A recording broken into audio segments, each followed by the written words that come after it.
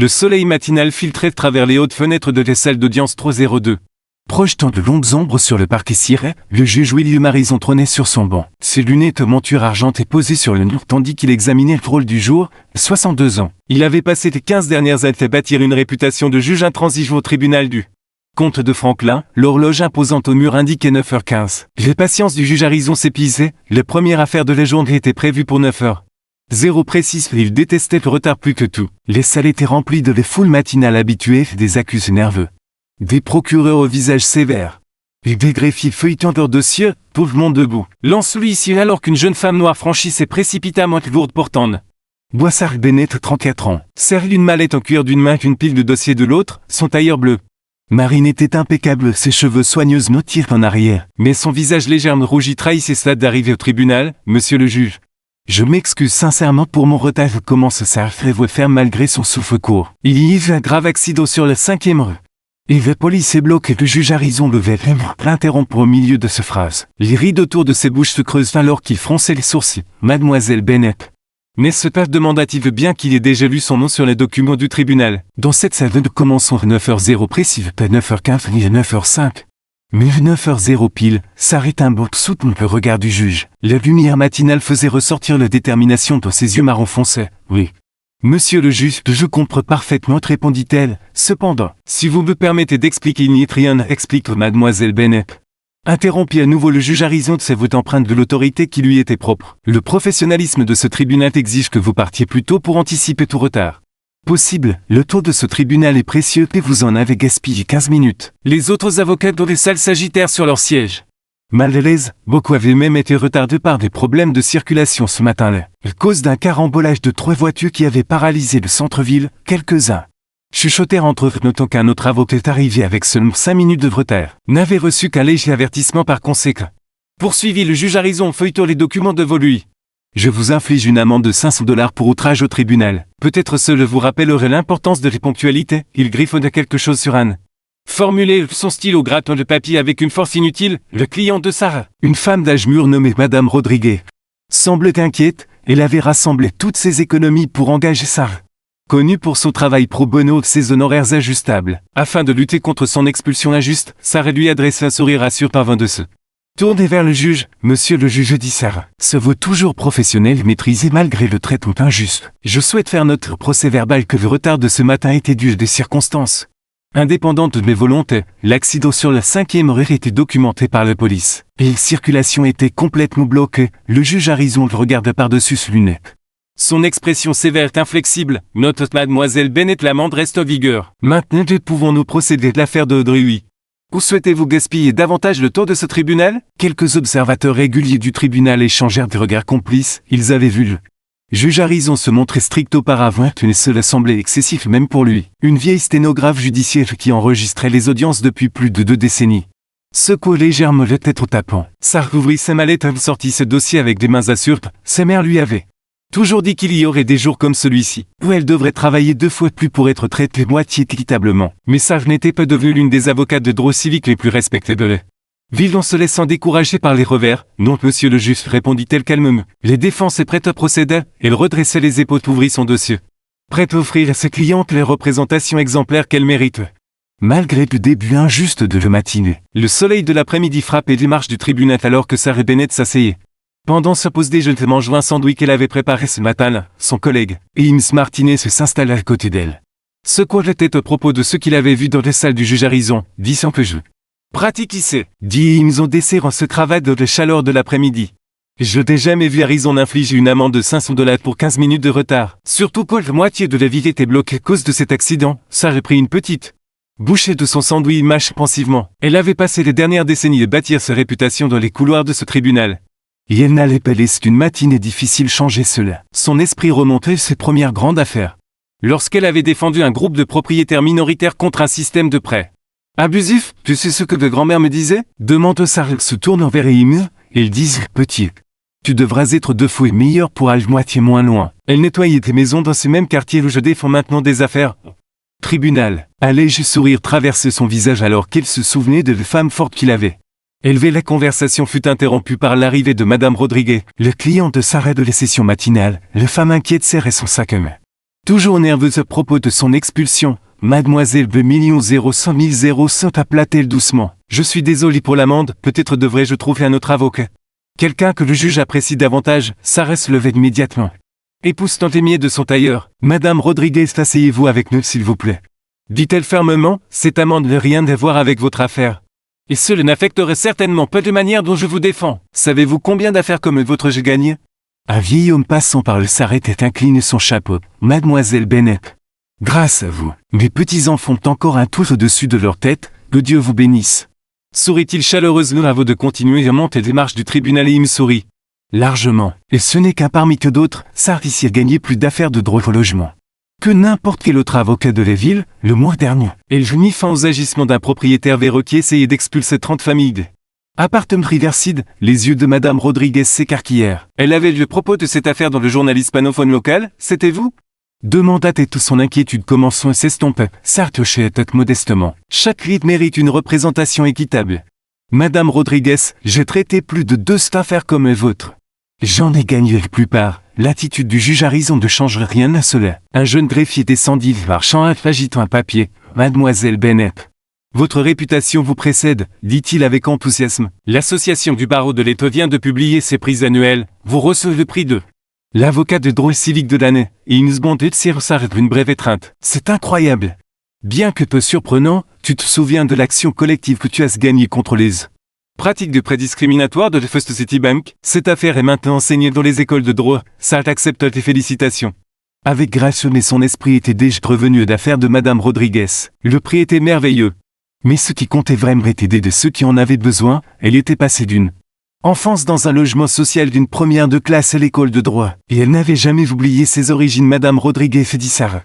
Se tournant vers ce client inquiète, je veux que vous compreniez quelque chose. Cette amende de ce matin n'est rien comparée aux batailles que j'ai menées gagner. Votre affaire m'importe et je me battrai pour vous aussi fort que pour tous mes autres clients. Le soleil de l'après-midi faisait briller la détermination de les yeux de Sarah alors qu'elle se levait rassemblant ses affaires pour retourner au tribunal. Un groupe de jeunes étudiants revisitant le tribunal fait regarder avec une admiration évidente. Ils avaient tous entendu parler de Sarah Bennett, l'avocate qui prenait des affaires difficiles à les gagner, qui travaillait pro bono pour les clients vous pouvez payer, et qui n'avait jamais perdu ses compassions malgré les défis. Alors que Sarah remontait les marches du tribunal était haute, plusieurs autres avocats lui adressèrent des hochements de tête respectueux. Il avait gagné ce place ici c'est une affaire il faut, une victoire il faut. Et aucun traitement injuste ne l'arrêterait de son travail. Les sessions de l'après-midi allaient bientôt commence. Le Sarah Bennett était prête, après tout. Elle n'était pas devenue l'une des avocates de droit civique les plus respectées de la vie. Les obstacles se dressaient sur son chemin dans la salle d'audience 302. Les sessions de l'après-midi battaient son plein. Sarah Bennett se tenait avec assurance à la table de les défunts faits présentant l'affaire d'expulsion de Madame Rodriguez. Les salles semblaient plus chaudes que d'habitude avec le soleil de l'après-midi filtrant à travers les haute fenêtre, mais Sarah restait calme et composée. Monsieur le juge, commence Sarah. La voix claire forte de ma cliente, Madame Rodriguez, vit au son appartement depuis 12 ans, et ne jamais manqué un paiement de loyer jusqu'il y a 3 mois. Lorsqu'elle était hospitalisée pour une opération d'urgence, elle sortit une pile de documents médicaux de sa mallette. Le juge Harrison se pencha en avant François des sourcils. Mademoiselle Bennett, nous ne sommes pas ici pour discuter de l'historique médical de votre cliente, tenez-vous. Fait concernant la violation du bail, Sarah prit une profonde inspiration. Maintenant son attitude professionnelle, monsieur le juge, avec tout le respect que je vous dois. L'urgence médicale est directement liée au paiement manqué. Si vous me permettez de continuer, Mademoiselle Bennett. Interrompit sèchement le juge Harrison. Je vous ai déjà averti une fois aujourd'hui de ne pas gaspiller le temps de ce tribunal. C'est doit tambouriner impatiemment sur son bureau. Une habitude que le personnel régulier du tribunal savait être un signe de problème jeune. Procureur David Wells s'agitait inconfortablement sur son siège. Il avait vu le juge Harrison se montrer sévère auparavant. Mais cela semblait différent. Plusieurs fois, il voulut objecter au traitement de son adversaire par le juge. Mais il savait qu'il valait mieux ne pas défier directement le juge. Sarah poursuivait. Se veut toujours ferme. Madame Rodriguez utilisait l'argent du loyer pour payer une opération vitale, et l'a depuis arrangé. Un plan de paiement avec l'hôpital révèle également une preuve de son nouvel emploi, lui permettant de payer des fois le loyer actuel et un supplément pour couvrir le paiement manqué. Il sortit d'autres documents de sa mallette. Objection, monsieur le juge, dit le procureur de contre-cœur. Se sent obligé de jouer son rôle, les capacités de le défendre et sa paye maintenant en excuse. Plein de violations précédentes, avant que sa reine puisse répondre, le juge Harrison hocha la tête. Maintenant, Mademoiselle Bennett. Je commence à perdre patience avec vos tentatives d'introduire des preuves non pertinentes dans le garé. Madame Rodriguez serre son chapelet. Regarde Sarr a refusé de céder, les autres avocats présents échangèrent des regards inquiets. Ils avaient tous affronté des juges sévères, mais seul commençait à sembler personnel. Monsieur le juge poursuivit Sarr. Les voix toujours respectueuses mais fermes selon la loi de l'État, notamment l'affaire Turner contre l'autorité du logement de la ville de 2019. Les difficultés financières temporaires dues à l'urgence médicale doivent être prises en compte. Dans les affaires d'expulsion, la loi exige des propriétaires qu'ils fassent des aménagements raisonnables, mademoiselle. Bennett tenait les voix du juge Harrison dans le salle. Je n'ai pas besoin que vous me citiez les jurisprudences, je suis sur ce banc depuis plus longtemps. Que vous de pratiquer le droit, une greffière laisse tomber son stylo. Surprise par l'éclat du juge, la vieille sténographe judiciaire interrompit ses doigts sur ce machine sténotype, les yeux écarquillés derrière ses lunettes, même l'huissier, qui avait vu d'innombrables moments tendus dans cette salle, semblait mal à l'aise. S'arrête un banc. Monsieur le juge, je m'excuse si je vous offense, mais ces points sont cruciaux pour la défense de mes clientes. L'impôt stipule clairement une amende supplémentaire de $200 pour avoir continué à discuter avec le tribunal. Annonça le juge Harrison, le visage rougissant. Un mot de plus hors sujet, mademoiselle Bennett. Et je vous mettrai en détention pour outrage. Le procureur David Wells ne put rester silencieux plus longtemps. Monsieur le juge, si je puis me permettre, mademoiselle Bennett ne fait que présenter une jurisprudence pertinente. Peut-être pourrions-nous, monsieur Wells, vous parler et que ce serait votre tour. Coupa le juge Harrison, bien que moins en colère qu'avec Sarah. Sarr restait debout plus d'ostro. L'expression professionnelle, elle avait déjà fait face à des préjugés. Mais rame aussi ouvertement dans une salle d'audience, elle jeta un coup d'œil à madame Rodriguez. Au bord des larmes, puis revint le juge. Permission d'approcher du doigt. Monsieur le juge, demande Sarr calmement. Tenant un gros livre de droit, le juge Harrison lui fit signe d'avancer avec impatience, alors que Sarr s'approchait du bas.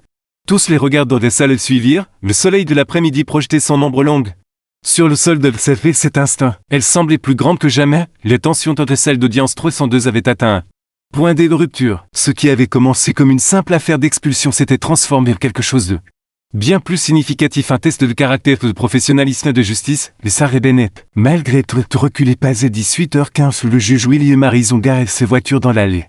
L'humeur encore sombre après les événements de la journée du tribunal. Le soleil couche projetait de longues ombres sur ce maison coloniale de 2 étages d'Autriche. Quartier de Vauquil, en franchissant la porte d'entrée. L'odeur délicieuse venant de la cuisine améliore légèrement son humeur. William, c'est toi? Lança la voix joyeuse de ce fatu. Margaret, viens vite, c'est une merveilleuse nouvelle. Margaret Harrison se tenait dans leur spacieuse cuisine. Ce cheveu noir strié d'argent soigneusement relevé chignon, le 58 ans. Elle débordait toujours de l'énergie de leur première rencontre. Il remue une marmite de son célèbre ragoût de bœuf tout en vérifiant quelque chose dans le four. Le comptoir de la cuisine était couvert de plus de nourriture qu'à l'accoutumée pour un dîner de semaine. Tu prépares tout un festin, t'observe Pilieux. Dessert sa cravate, embrasse les joues de sa femme. Quelle est l'occasion? Les yeux de Margaret pétillèrent d'excitation. Tu te souviens que je t'ai parlé de mes nouvelles? Menteur. L'avocate brillante qui m'aide à préparer l'école de droit, elle vient dîner ce soir. Elle consulta ses montres. Enfin, elle devrait arriver dans environ 45 minutes. William s'assit au comptoir de la cuisine, acceptant le verre d'eau que Margaret lui tendit. Ma chérie, tu n'as pas mentionné qu'on avait de la compagnie ce soir? J'ai essayé de t'appeler au bureau 2 fois, dit Margaret en ajoutant des herbes fraîches à son ragoût. Mais ta secrétaire dit que tu étais au tribunal toute la journée. Et puis, je ne pouvais plus attendre. Cette femme est incroyable. William, elle est tout ce que j'espère devenir quand je serai avocate. Margaret avait passé 20 ans comme activiste de droit civique avant de décider de poursuivre son rêve de devenir avocate à 55 ans. William avait soutenu ses décisions. Fils de la détermination de ce fameux lutter pour la justice à travers le système juridique. Parle-moi d'être, dit William, oubliant temporairement ses frustrations alors qu'il observait les nausiasmies de sa femme. Viens, commençait Margaret en vérifiant les petits pains au four. Elle gagnait plus d'affaires de droit civique que n'importe quel autre avocat de la ville. Le mois dernier, elle empêchait 30 familles d'être expulsées injustement. Elle enseigne même aux étudiants pendant son temps libre. Les voix de Margaret étaient pleines d'admiration, et ce qui est le plus impressionnant, c'est qu'elle vient d'un milieu modeste. Elle travaillait dur pour entrer à l'école de droit. Et maintenant elle change vraiment la vie des gens. William hocha la tête. N'écoutant que moitié alors qu'il repensait ces difficiles journées au tribunal, c'est bien. Ma chérie, bien, c'est inspirant. Corrige Margaret, pointe sa cuillère pour vers lui. Tu devrais la voir en action, William, les semaines dernières. Je t'ai regardé plaider une affaire de discrimination, la façon dont elle se comporte. Même face à un traitement, disons, peu favorable de la part du juge, elle secoue la tête avec admiration, un traitement peu favorable. William haussa son C. Pense à son interaction avec Sarah Bennett plus tôt dans la journée. Ok, malheureusement, certaines personnes ne peuvent toujours voir au-delà de leurs propres préjugés. Soupire Margaret. Puis elle s'illumine à nouveau, mais c'est exactement pourquoi je veux devenir avocate. Pour lutter contre l'injustice comme elle le fait, les sonnettes retentit. Et Margaret levait les yeux. Surprise, elle est en avance. Elle s'essuyait les mains sur son tablier. Willy. Peux-tu ouvrir la porte s'il te plaît, je dois me changer rapidement. Elle monte précipitamment à l'étage, lance en arrière, ce gentil. Ce n'est pas seulement de mentoche, j'espère qu'elle deviendra aussi mon amie. William se levait, ajustant ses cravates par habitude alors qu'il se dirigeait vers les portes d'entrée, il pensa combien. Il était agréable de voir Margaret si enthousiaste à propos de son parcours en école de droit. Peut-être que ce dîner ne serait pas si mal, cela pourrait même être intéressant de discuter d'eux.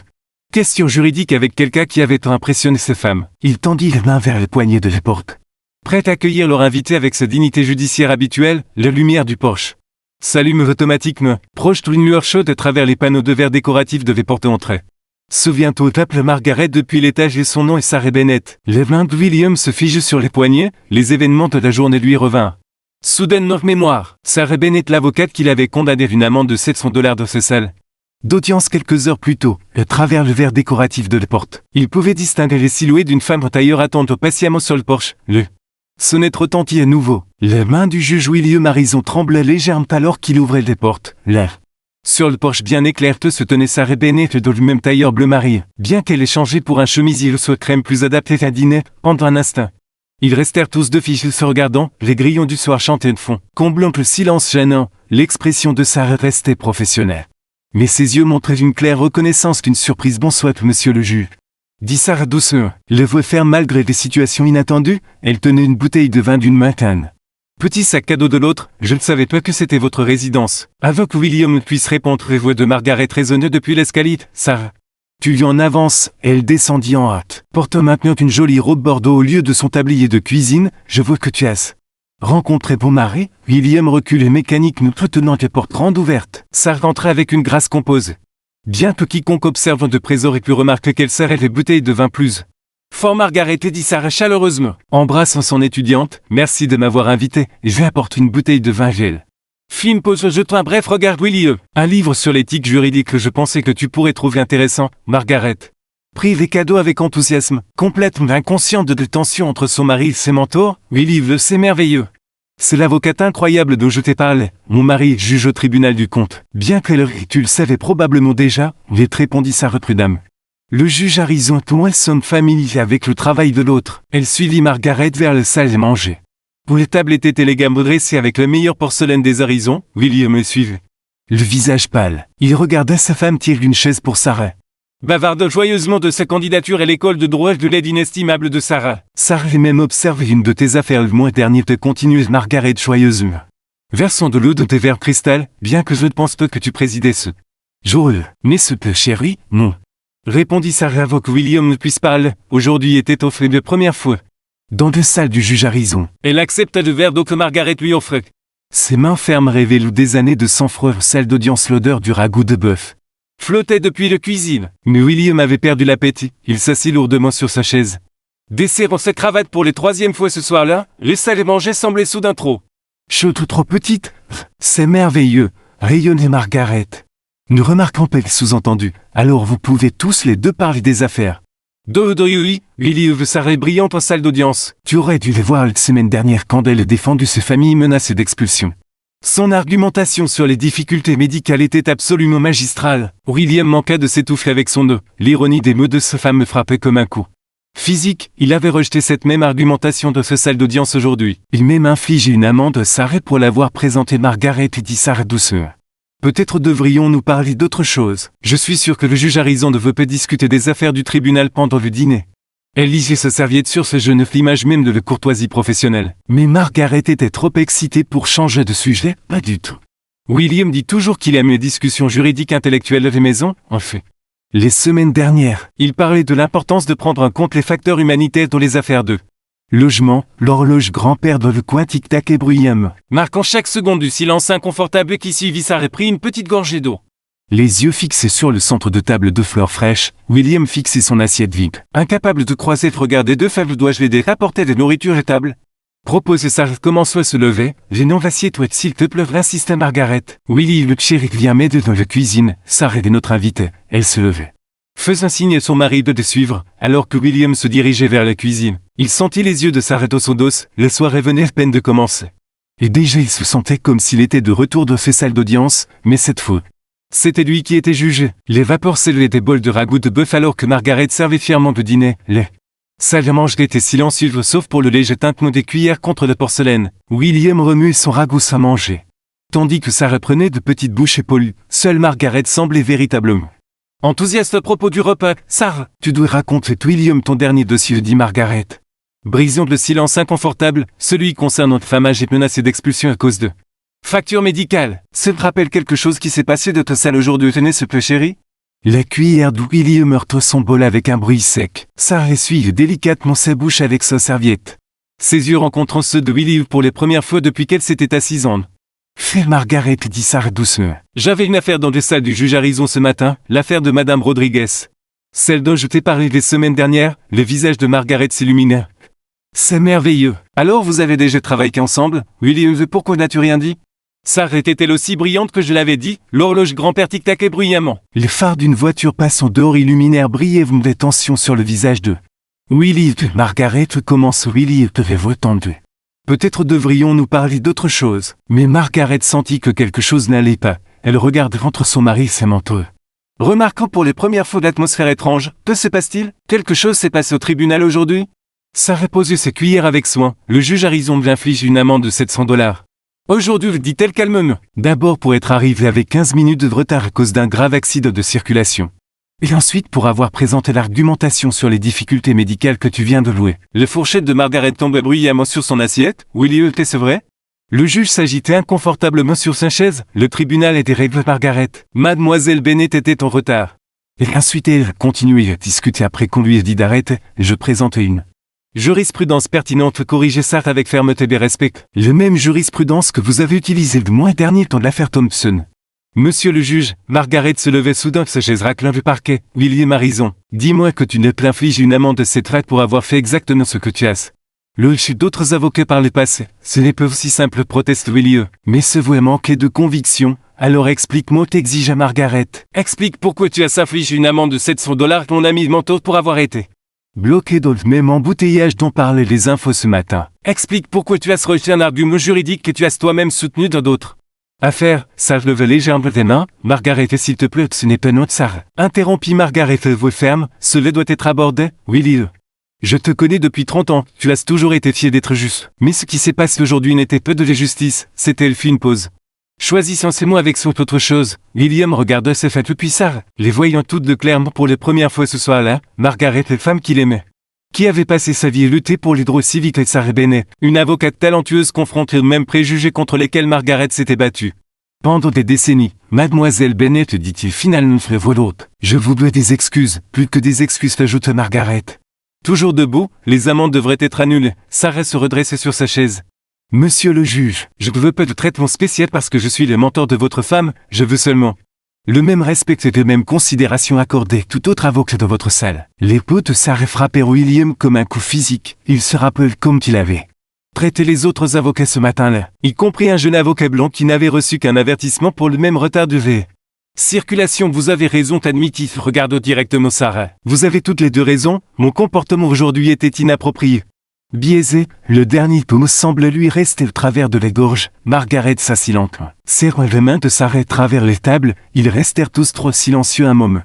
Le dîner moitié mangé oublié. Finalement Sarah parla, monsieur le juge.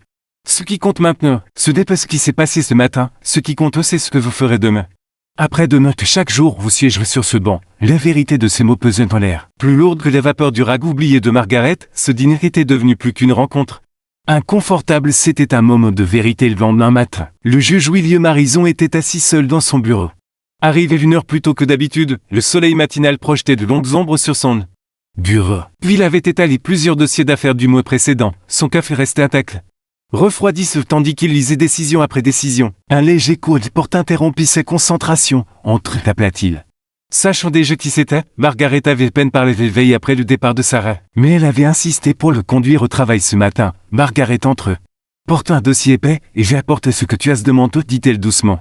Posant le dossier sur le bureau. Il contenait des statistiques sur les disparités raciales dans le système judiciaire local. Des recherches qu'elle avait compilées lors de son travail pour les droits civiques MERS. Dit Willie, ouvrant le dossier, ses yeux s'écarquillèrent en lisant les chiffres, qui montraient des schémas clairs dans les amendes, les sentences et le traitement judiciaire entre différents groupes raciaux dans son tribunal. J'ai été aveuglé, Margaret admitit de frottant ses yeux fatigués. Il avait passé la majeure partie de la nuit à revoir non seulement les événements de l'éveil, mais d'innombrables autres moments de ce 15 ans sur le banc. Combien de fois ai-je fait cela sans me rendre compte?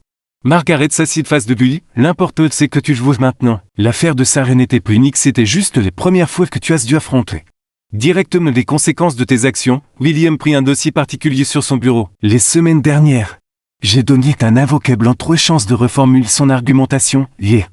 J'ai infligé une amende à mademoiselle Bennett de ses premières tentatives. Il secoua la tête. Je me suis dit que j'étais strict et que je maintenais l'ordre d'un vaisselle. Mais ce n'était pas toute la vérité, mais se perd par les fenêtres de son bureau. Il voyait d'autres employés du tribunal arriver pour le joindre, parmi eux Sarah Bennett, montant des marches avec sa dignité professionnelle habituelle, portant sa mallette une pile de dossiers. Ce qui me hante, continue William, regardant Sarah disparaître dans le bâtiment, c'est quand elle présentait cet argument sur les difficultés médicales. Celui que je rejette si rapidement. Elle avait raison, pas seulement légalement, mais moralement, je ne pouvais pas le voir parce qu'il s'interrompit parce que tu as vu ses couleurs de peau avant son diplôme de droit, son expérience, ses réputations, son caractère. Termina Margaret doucement. William hoche lentement la tête. J'ai toujours été fier d'être juste de suivre la lettre de la loi, dit-il, désignant le livre de droit aligné sur les étagères de son bureau, mais les justices. Ce n'est pas seulement connaître la loi, c'est l'appliquer équitablement. Sans préjugés, il se leva, marcha vers la fenêtre et regarda plus de gens entrer dans le tribunal avocat. Accusés, témoins personnels, chacun porte ses propres histoires et ses propres luttes. Combien avaient été injustement traités au C7 sans avoir l'avantage d'être le mentor de ces Fape, je dois faire mieux, dit-il fermement, pas seulement avec mademoiselle Bennett, mais avec tous ceux qui entrent qu'un d'un vaisselle. Margaret le rejoignit à la fenêtre. Comment vas-tu commencer? William retourne vers son bureau et appuyait sur le bouton de l'interphone. Suze, pouvez-vous contacter le bureau de mademoiselle Bennett? J'ai besoin de lui parler avant la session d'Audrey. Bien sûr, monsieur le juge, répondit le secrétaire. Et Suze, sortez tous les dossiers des 6 derniers mois où j'ai imposé des amendes ou des accusations d'outrage, je dois tous les revoir. Margaret serre doucement son épaule. C'est un début, dit-elle. Mais souviens-toi, William, reconnaître les préjugés n'est que les premières étapes. Le vrai travail consiste à changer les systèmes qui lui permettent de prospérer. William prit ses robes judiciaires sur son crochet, ressentant son poids différemment aujourd'hui, pendant 15 ans. Il l'avait porté comme un symbole d'autorité. Maintenant, pour les premières fois, il pressentait vraiment les responsabilités. Du fait, dit-il doucement, que j'ai prêté serment comme juge. J'ai juré d'administrer les justices sans distinction de personne. Je pensais le faire, mais parfois il faut un miroir ou 2 sucres. Une invitée à dîner pour nous montrer notre propre reflet. Le soleil matinal emplissait maintenant son bureau d'une lumière claire, devenue. Celle serait un nouveau plaignant aujourd'hui, le juge William Harrison Laver, ainsi que tous ceux qui s'y trouvaient, avec des yeux nouveaux un mois après le dîner qui changeait tout. Les salles d'audience 302 semblaient différentes de son apparence physique, avec ses lourdes porte-bottes, ses dossiers et ses hautes fenêtres. Mais dans son atmosphère, le juge William Harrison s'en était assuré, la session matinale allait commence. Les salles étaient pleines et craquaient. Sarah Bennett était assise à la table de la défense, organisons ces documents pour cette première affaire de la journée. Mais aujourd'hui, quelque chose était différent. Elle n'était pas seule. À côté d'elle soutenait une jeune étudiante de droit noir. L'une des 5 stagiaires participe au nouveau programme de mentor du tribunal. Le juge Harrison entre dans la salle, et tout le monde se leva comme elle accoutumait, au prenant place et ses yeux balayèrent la salle. Observe des visages divers devant lui. Le mauvais culte avait apporté de nombreux changements. Tous découlent de cette soirée révélatrice et ce table de dîner, avant de commencer la session. D'Audrey annonce William. Sa voix résonne dans les salles silencieuses. Je souhaite souligner quelques changements importants dans notre tribunal. Il prit un document sur son banc. Premièrement, je suis ravi d'annoncer que notre programme de formation sur les préjugés est désormais obligatoire pour tout le personnel du tribunal, y compris moi-même. Ça relevait les yeux de ses papiers. Un léger sourire aux lèvres. Elle avait aidé à concevoir ce programme, aux côtés de Margaret et d'une équipe d'experts juridiques. Deuxièmement, poursuivit William, j'ai terminé l'examen de toutes les amendes et accusations d'outrage prononcées dans ce tribunal. Au cours de l'année passée, il fit une pause sur regard de Sarah. L'heure des préjugés ont influencé ses décisions. Les amendes ont été annulées, des excuses formelles ont été mises. Les stagiaires à côté d'eux, Sarah murmura quelque chose, et Sarah hochait la tête pour l'encourager. Le programme de mentor était un autre résultat positif. Le juge Harrison avait collaboré avec l'association du barreau de l'État pour créer des opportunités pour les étudiants droitistes de minorités d'acquérir de l'expérience en salle d'audience. En fait, dit Willy, je tiens à remercier l'avocate Sarah Bennett et le Margaret a raison. Pour leur travail inlassable dans l'établissement de notre nouveau comité pour l'équité au tribunal, il fit un geste vers Margaret assise dans les galeries rayonnantes de fierté. Ce comité examine régulièrement nos procédures pour garantir un traitement équitable à tous. Ceux qui entrent dans cette salle, alors que William terminait, il remarqua un visage familier entrant dans la salle, Madame Rodriguez. La cliente de Sarah de ce jour fatidique un mois plus tôt, elle semblait différente. Plus confiante, grâce à la défense réussie de Sarah. Jugé à nouveau par un autre juge à la demande de William, il avait gardé son logement établi. Un plan de paiement pour ses factures médicales maintenant. Du William ajustant ses papiers procède aux affaires de Hughes, souvenez-vous. Dans cette salle, la justice ne porte pas de bandeau, les sessions matinales commencent. Mais ce n'était clairement pas comme d'habitude, lorsqu'une jeune avocate hispanique arrivait avec 5 minutes de retard s'excusant pour la circulation. Le juge Harrison se contenta de hocher la tête et lui demanda de continuer, lorsqu'un accusé noir demanda un moment pour consulter son avocat commis d'office. Le juge l'accorda sans hésiter. Pendant une courte pause, Sarah observe le juge Harrison descendre de son banc pour parler à un avocat novice nerveux. Offrant des mots d'encouragement discrets, l'homme qui lui avait infligé une amende de $700 est lié à moins travailler maintenant. Active de faire de ces salles un lieu de vraie justice. Margaret, restez pour observer les sessions matinales, s'approcha de la table de Sarah. Parfois, dit-elle doucement, il faut une connexion personnelle pour ouvrir les yeux de quelqu'un. Mais une fois qu'ils sont ouverts, ils ne peuvent plus se fermer. Sarah finit de rassembler ses dossiers pour l'affaire suivante. Sa stagiaire prenant de notes détaillées, apprenant non seulement le droit mais aussi le courage et le changement. Et le pouvoir de tenir bon face à l'injustice, alors que lui s'y rappelait les cours. William croisait le regard de ces femmes, hochait légèrement la tête, ils savaient tous deux que les changements dans la salle 302 n'étaient qu'un début, le vrai travail continuerait chaque jour, avec chaque affaire. Et chaque personne franchie ses portes, le soleil de l'après-midi filtrait à travers les hautes fenêtres illuminantes et typographes au-dessus du banc du juge. Justice égale sous le loin, pour les premières fois de sa carrière. Le juge William Harrison comprenait vraiment ce que ça nous signifiait. Et plus important encore, il était enfin prêt à les rendre réels, dans la salle d'audience 302. Les justices avaient trouvé un nouveau sens non seulement dans les grandes déclarations voulées, précédents juridiques, mais dans les petites décisions quotidiennes qui reconnaissaient et respectaient les dignités de chaque personne cherchant des justices entre ces murs.